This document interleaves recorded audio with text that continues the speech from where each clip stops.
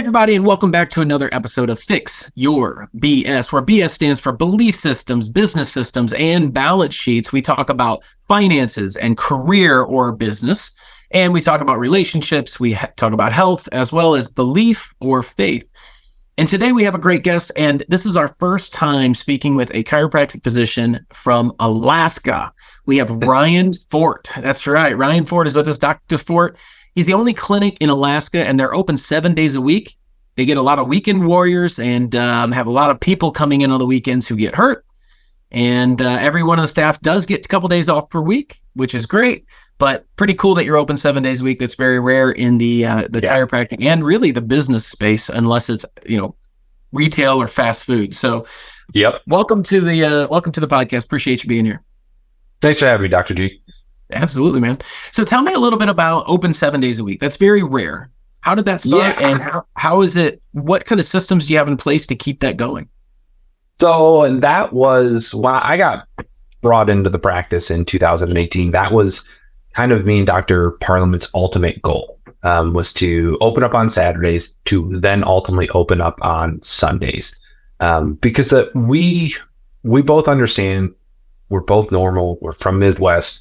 Everybody goes out on the weekends. We do all our activities on the weekends. And then we usually have to wait till Monday or sometimes Tuesday to get into the chiropractic office and get fixed. So we wanted to fix that. And the way that we set this up was really, it was a process. Obviously, everything it takes a long time to just figure out how this is all going to work out. So in the beginning, it was just me working on Saturdays.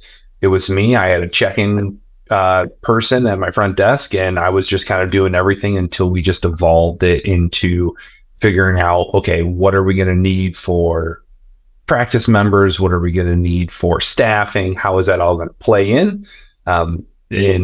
Within 6 months, we were busy enough to we can fully staff, have our massage therapist here, our CAs are here and everything. And then got it into there. And then it was 2 years after that, so it would have been 2021 22 actually, that we said, you know what, we're ready. Like, we're busy enough during the week. We've got plenty of patients coming through. Saturdays have been a massive hit, and people have just kind of expressing like, oh my gosh, like, you guys are awesome for being open on Saturdays. And it's a full day. Like, we're not just here till noon. Like, we're here 8 to 4. And then so we're said, all right, cool. So then finding another doc to do a weekend shift like that was probably the biggest struggle that we had. And that was kind of the big thing that we said, okay, guys, listen, if you're gonna work, you're gonna have to work Saturdays and Sundays, but you're gonna get 2 days off, because that's like our golden rule, is like, okay, you're gonna work 5 days, but you get 2 days off in a row to have your little weekend and everything. And we've gotten lucky. Dr. Batista has taken off on Sundays, and it's just been fantastic to watch that. That's great. So back in 2020, obviously, a lot of things happened for a lot of businesses, a lot of people, and you had a cultural shift, and it wasn't quite the same as something that you'd mentioned. So tell me a little bit about culture and the importance of culture within your company. How many employees do you have, first of all? So we have 17 employees. COVID, as everybody knows, COVID just took the whole employee-employer paradigm and just blew it up. Just said, nope, it's going to be totally different now. So we did all the stuff that we had to do through COVID. And then as you start coming back into the office and starting bringing back the employees and everything, some just didn't come back because they were just like, nope, I don't want to work or anything, do my thing. Like, that's fine. And then as we started hiring new people right out of COVID, it was very much the employee basically had all the power in it, because the employee pool, especially up here in Alaska, was so small. It shrunk massively. So everybody was fighting over the same people. And if you were good, and you were a hard worker, like, you were getting nabbed up quick, or you were getting multiple offers. So it just changed that paradigm quickly. So then, everybody's kind of fighting for the scraps, because I can't compete with the medical office that's down the road, the hospitals that's down there. They're going to grab all the big people and the good people really quick, because they can offer really good pay. And I don't blame them. That's what you're going to do when you're working, is try to get paid. So it really shifted who we were hiring. And you ever walk into an office or a restaurant, you sit down, your waiter comes over and you're like, you're not very happy with your job. You can just feel it, right? That's what we started to notice in our office, that employees were just here because they were just here. And we were like, man, the vibe is just off. The energy was down and our patient volume went down with it. You don't think about that when you're running a clinic, like having an impact on it, but it really did. It had a pretty big impact on why wouldn't you think down. Why wouldn't you think that would have an impact? I mean, if the culture and the mood of the I guess the vibration, the frequency, the feel, there's the old statement, you can cut the tension with a knife. Well, the reason why is because you can feel that tension. So why would you think that wouldn't play a role in the patient experience and the amount of people that you would see? I don't know if it's that we couldn't really necessarily feel it or tell it, but we didn't think that it was that was having the impact on it. We thought it was more just everything else, was having an impact on it. People, not sure about coming in because of COVID and all this other stuff. And it took us a good year to really start to figure out like, it actually happened when we hired a new front desk person to do our check-in. And he had an absolute amazing attitude.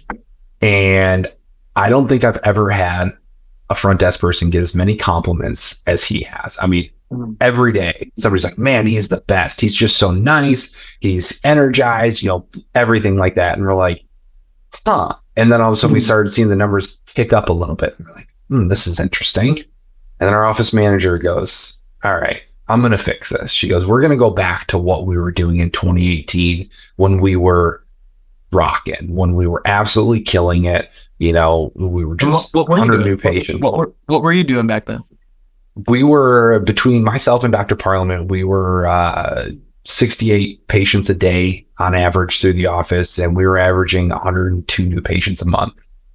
So what I mean is not the volume that you were doing, but what were you doing different from 2018 to when you noticed this in 2021, when you're like, wait a minute, the feel's different. And how did it, that's a 4-year swing, 2018 to 2022, 2021, 3 to 4 year swing. Yep. Have you put systems in place to recognize when those type of things are starting to shift? And if so, what systems? And then number 2, how do you replicate an employee that you realize, oh, wow, this is the type of person we want in this position? How do you create systems to replicate that, or have you? I mean, is that something you've done, or? So we got into our efficiency. That was where we noticed the big play was our efficiency really started to drop, where it was taking 2 employees to do what it was taking 1 employee to do beforehand. And we're like, well, why is that? Nothing else has changed. The systems are all the same. We still use the same computers. Everything is the same. Why is it taking more? And to be frank, it was just lazy employees that just took a task that used to be done in a couple hours and made it take a whole day.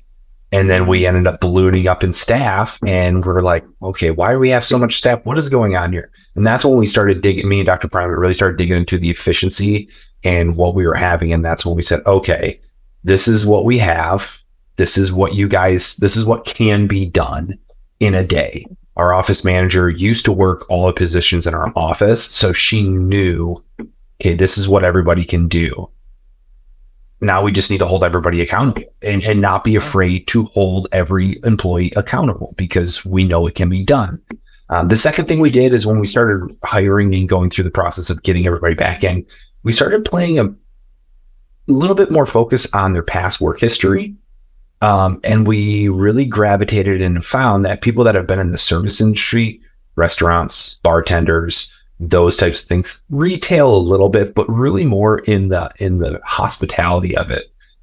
They do fantastic with customer service, and that's what we are. We're in the customer service realm. And so finding people that have that and are used to doing that changed a huge energy shift with patients and the employees. So now just everyone's happy. Everybody knows how to interact with patients. You're not having to teach somebody like, hey, this is how you talk to somebody, because you'd be surprised how many people don't know how to actually talk to people when they're in this kind of a setting and stuff. So that was the two biggest things that we really shifted in and started looking at. And now we have monthly stats on our efficiency of employees. We have meetings. I have a meeting once a week with every employee, just one-on-one. Hey, how's it going? Everything going good? What can we change? How can I help you do your job better? All those kind of things really fostered into us getting back and achieving our big goals. Awesome. So how important is it to, when you look at being a business owner, and this goes to any business, but especially in the chiropractic or physician owner role of owning a clinic, how important is keeping specific data points and really working on making sure you have those data points and reviewing them on a regular basis? How important is that? I mean, I live and die by stats. We get our daily stats every day as far as just how we're going, but stats let you keep a pulse on your business, because we're running and gunning and we're seeing patients, and I don't have the time to always sit down or always kind of walk around the clinic and check on a lot of these things. So creating a stat for it has made it just simpler for us. I can look at it. It's quick. It's easy. We have, number stats, and we have graphs. I'm a big fan of the graphs because it's easy to see ebbs and flows and all of that. And once we got that and figured out how to actually calculate those things and look at those things, it was like, okay, I can keep the pulse of my clinic on my fingertips all day long, every week, every month, and we can see and shift anything that we might need to shift or address any problems that might be coming up right away. So how long has the practice been around? So Dr. Parlin and myself partnered up in 2018. He was here in 2017 in this location. But Dr. Parliament had been in Alaska for 18 years before me and him had partnered up. But this specific location has been here since 2017. We've been working. Oh, so he was in the area for 18 years, and then he moved to this location and then brought you on. Okay, gotcha. Yep. So if you were starting a practice today, if you were a clinician, you're like, I'm gonna, work and create my own practice, but also work in the practice. What would you do different? What would you do if you had to start right now? You said, I'm opening up a practice. I got to start this thing. What would you do different now, and what from what you would have done in 2017? So if you'd asked me back in 2017, 2018, before I got here and then got into this practice, I'd have been like, easy peasy. 2 people is all you need. You just need a location, you need a table, you need a chiropractor, and you need a CA. That's all you need. You'll be fine. I have come to change that mindset and say, no, there is so much more involved in running a business, opening a business first and foremost.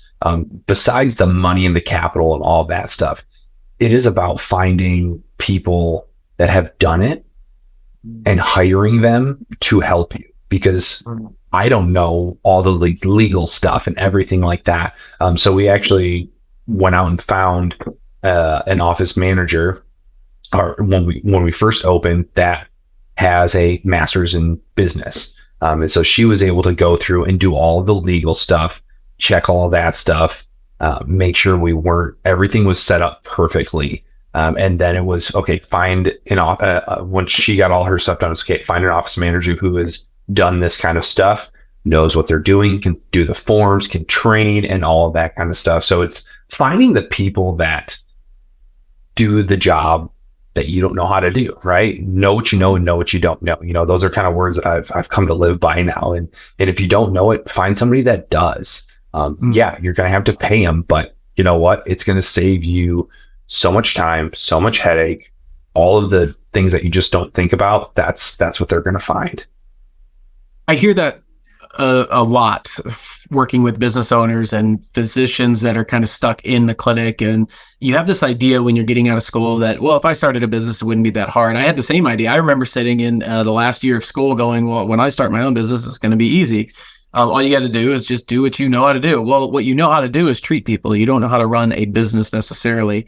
Yep. And being an owner of a business is totally different. We only have a few minutes left, but can you just clarify a little bit the difference between being a physician that works in the practice and being the owner of the company? Can you draw a clear line between those? It's in my mind, it's a pretty clear cut line. When I'm in the practice and we're treating and we're playing chiropractic, that's what we're doing. And then I have set times out of the week where I have to switch my hat and I have to go into business owner mode. And that's meeting with, all of my staff members, that's looking at all the stats, that's talking with accountants, that's doing all of the behind the scenes stuff that you don't think about. Like, we're switching EHR systems. So I've spent the last year and a half researching and talking with EHR systems and doing all those. That's all the business owner stuff, which isn't the fun stuff, but it's important and necessary to do to be able to be the physician in the practice and be able to play chiropractor. That's the biggest thing that I have noticed, is that you have to be able to turn that cap on, set that time aside to say, okay, now is when I'm going to be the business owner and run the business and make sure the business is going to prosper, grow, and continue on, and then turn that hat off, and then I can go and continue to play chiropractor and fix people and do what I went to school for. All right, last question, because we are running out of time. As far as targets and goals for the company, do you guys take time to set targets and create plans to work towards achieving those targets as a clinic, as far as growth and expansion? Or is it just, hey, let's just see how many people we can treat type deal? Like, what do you guys do? Honestly, I think if you're not setting yourself goals each year, then you're just doing yourself a disservice. You're not actually paying attention to what your practice is doing or what your business is doing. So yeah, every year we sit down in the beginning of December and we start marking out our next year's goals. We've got all our goals. We have individual goals. Like, I have my own personal goals to watch my practice grow. Dr. Mattison has his own, Dr. Parliament has his own, and then we sit down, we do a whole clinic goal system, and we keep it simple. We don't make it crazy. We make them achievable, because if you're not going to achieve the goal, why try and set that goal for yourself just to fail? So we try and just make them very simple, make them achievable, and then we also like to keep our staff involved. So we create staff's, goals for the staff, and, rewards for them for helping us achieve those markers that we've hit and those targets that we've set up for ourselves. That's awesome, Ryan. I really appreciate Dr. Fordt for being here. Everybody, there's some really great information that you can get from this. We have people that listen to this that are entrepreneurs. Some of them are clinicians. Some of them have been physicians for a while that own clinics. Some of them have just graduated. And then also we have people that are trying to transition from working in the practice to being more of the owner so they can work on expansion. So you've hit on multiple points. Everybody, you can look Dr. Fordt up. Where can they find you? Where can they get more information if they want to learn more about you? Honestly, the easiest thing is you can look me right up on Facebook, Instagram as well. Just Ryan Fordt on there. You can message me. I am always looking out to talk with people, or you can hit us up on the Parliament website, which is parliamentchiropractic.com, and then send an inquiry in, and we'll chat with you after. Awesome. And we'll also have those links down below. If you want to click on those links, you can find Dr. Fordt on Instagram or Facebook, or you can go to parliamentchiropractic.com, right? I believe. Parliamentchiropractic.com. Yeah. We'll have those links below. So, Dr. Fordt, thanks for being on here. Thanks for the insight and the points. Wish you all the best of luck in growing the practice and expanding. Obviously, everybody knows on this that listen to this podcast, or if you're new, the best thing you can do for me and for us to share this message out is to share this with your friends. We're trying to help people, build the life they want to build by giving them tips and tricks and strategies in order to build the business they want, in order to really pay attention to their life and build the life that they want on their terms, in their relationships, their business, their career, their health, their faith, their belief, their finances, all of that. And yeah, I guarantee you could have got a couple tips or tricks to run a business or run a practice from this. If you have more questions, you can always email or comment to my team. But if you have questions for Dr. Fordt, look him up, and you can ask him your questions as well. But as everybody knows, this has been another episode of Fix Your BS, where we talk about belief systems, business systems, and also balance sheets, and talk about money and how that affects everything, and talk about beliefs and how that affects everything, and also how you can set your business up for success. This has been another episode, and so share this out with your friends, and we will see you next time. Thanks, Dr. Fordt, for being here, and everybody, talk to you soon.